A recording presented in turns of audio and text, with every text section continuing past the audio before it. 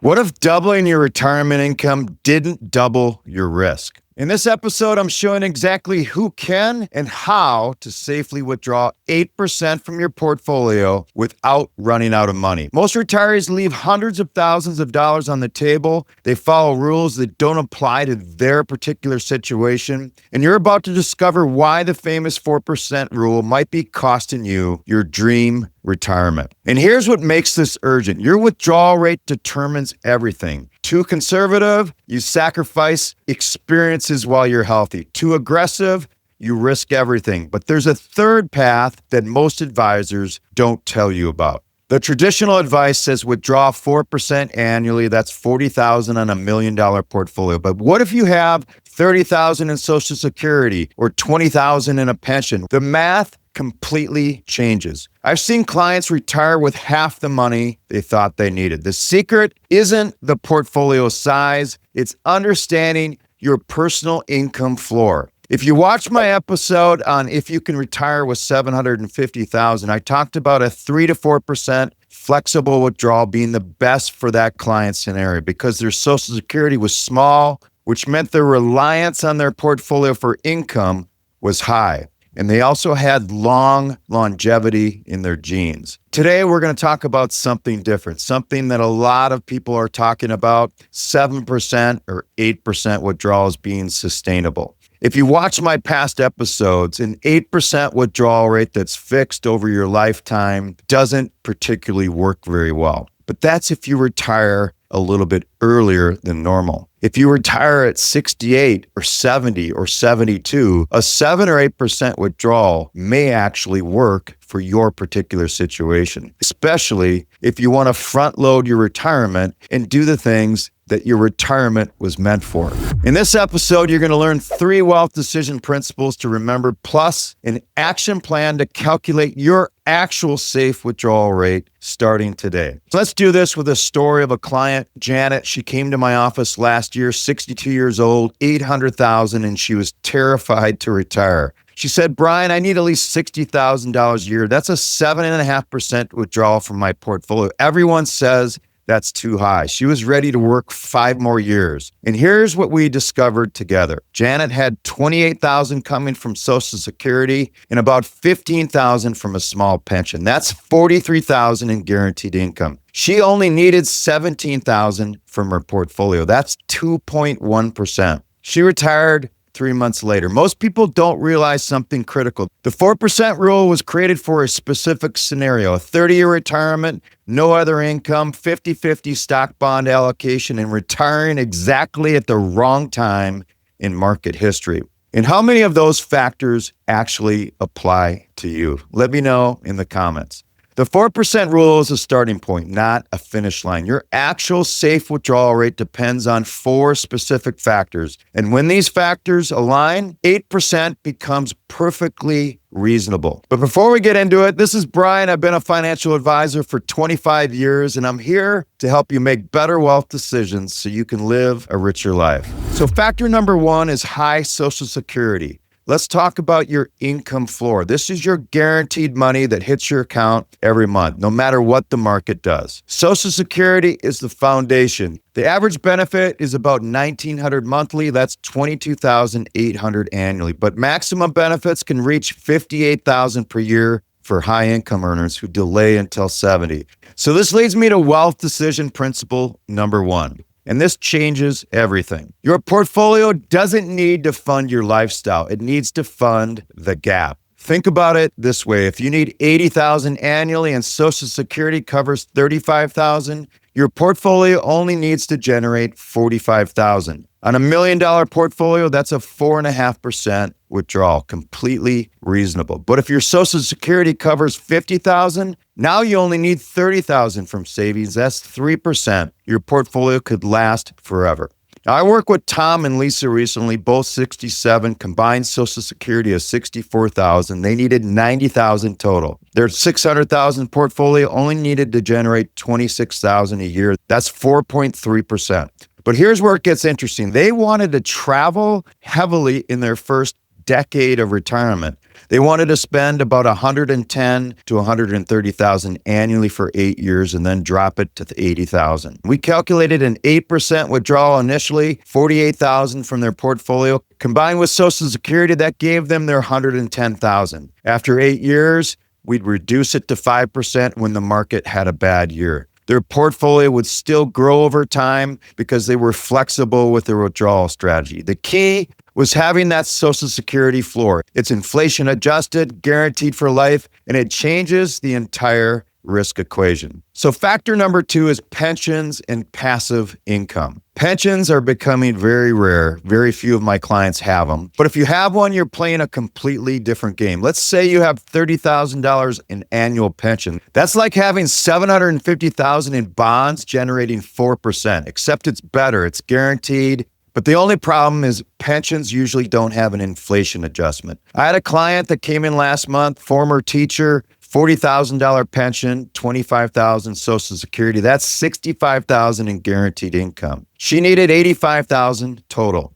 Her portfolio, $400,000. She only needed $20,000 annually from savings. That's 5%, but we went higher initially, 7% for the first 5 years, $28,000 yearly. This gave her $93,000 total, extra cushion for travel and home repairs. This isn't 7% for life, but for a period of time and being flexible if the market is down 20% in a particular year. Even at 7%, her portfolio would likely grow over time because her pension and Social Security covered most of her expenses. So this leads me to wealth decision principle number 2. Guaranteed income buys aggressive withdrawal freedom. Think of it like a safety net. The higher your floor, the more risk you can take with your portfolio withdrawals. So now let's talk about passive income like rental properties, royalties, business income that doesn't require your time. I work with a couple with 3 paid off rental properties, $36,000 annual net income. Combined with $42,000 in Social Security, they had $78,000 of guaranteed income. They only needed $95,000 to live. Their $500,000 portfolio only needed to generate $17,000. That's 3.4%. So we talked about a 7 or 8% withdrawal for the first 5 to 8 years so they can enjoy the wealth they've created. But here's what most people miss. Passive income compounds your safety. It reduces your sequence of returns risk. Those scary first years when the market crashes can devastate your portfolio. But if you're only pulling 2 to 3% because other income covers expenses, market crashes become buying opportunities instead of retirement enders. Factor number 3 is a later retirement date. This is the most underrated factor. Every year you delay retirement multiplies your safety margin. The 4% rule assumes a 30 or 35-year retirement, age 60 to 95. But what if you retire at 70? Now you're planning for 25 years and the math changes. According to historical data, a 5% withdrawal rate has a 90% success rate over 25 years when there are other income sources. At 20 years, you can push 6 to 7%. At 15 years, 8% becomes statistically safe. I had a client who loved his job. He retired at 72, $900,000 saved, needed $70,000 annually. That's 7.8%. It sounds aggressive, but not for a 72-year-old because his life expectancy was maybe 15 to 18 years. His Social Security was maxed out from delaying. His portfolio only needed to last 2 decades, not 3. We ran Monte Carlo simulations, an 85% success rate at 8% withdrawal. Why? A much shorter time horizon, higher Social Security, and Medicare reducing his healthcare costs. Here's another advantage people miss. Working longer means more years of contributions. Your portfolio grows. You delay withdrawals. It's a double benefit. Let's say you have $800,000 at 65. You work 3 more years. Your portfolio might grow to $950,000. You contribute another $60,000. Now you have over $1 million. Plus Social Security increased by 24%.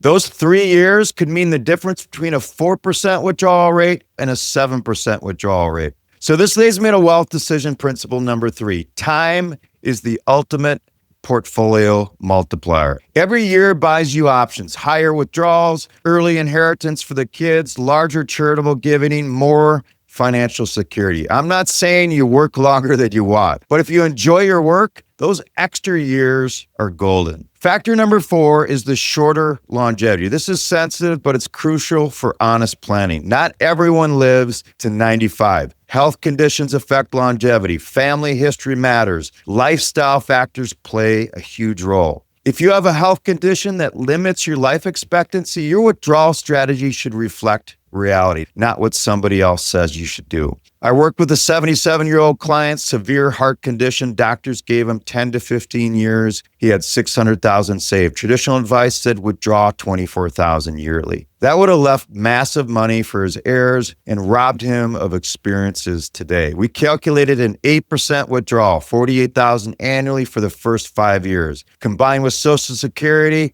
this funded travel, family gatherings, and quality time. His portfolio would likely last 15 to 20 years at that rate, longer than his life expectancy, but it gave him the retirement he wanted now. I'm not suggesting everyone assumes shorter longevity. Planning to 95 is always wise for most people, but if you have specific circumstances, factor them in. Here's the balance. You want your money to outlive you by a few years, not decades, and definitely not by sacrificing today for an uncertain future. Look at your family history. Be honest about your health. Consider quality of life versus quantity of years. One client told me, Brian, my dad died at 73 with $1 million in the bank. He never took that cruise. He never bought the nice car. He was saving for a future that never came. Don't be that person. So let me give you a simple framework. Pull out your phone, open the calculator app. Step 1, write down your desired annual retirement spending. Be honest, include travel, healthcare, everything. Step 2, subtract your guaranteed income sources, Social Security, pension, rental income, anything guaranteed and possibly inflation protected. Step 3, what's left? That's your portfolio gap.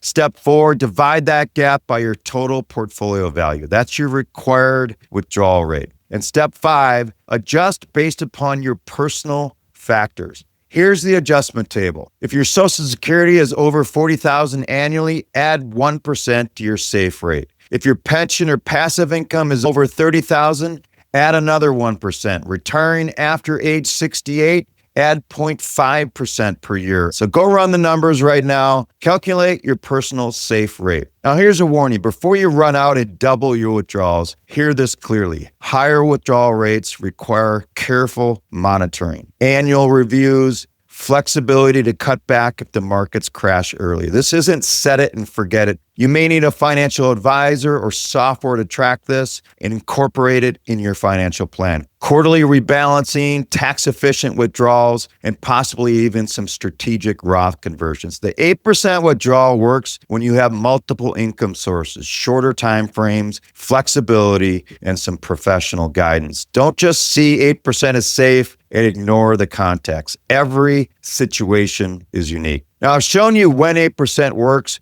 but for someone retiring at 60 with no pension and low Social Security, 4% might be even aggressive. Know your situation, run the numbers, get some professional advice. So the 4% rule isn't wrong. It's just incomplete. Your safe withdrawal rate is personal, based upon your income, when you retire, your timeline, and your goals. If this episode helped you see your retirement a little differently, hit the subscribe button. I put out new videos every Wednesday and Saturday to help you make better wealth decisions. And reply to my pinned comment, what's your guaranteed income percentage? Let's figure out the safe rate together. And once again, this is Brian, the Wealth Decisions Guy. Thanks for listening, and we'll see you next week.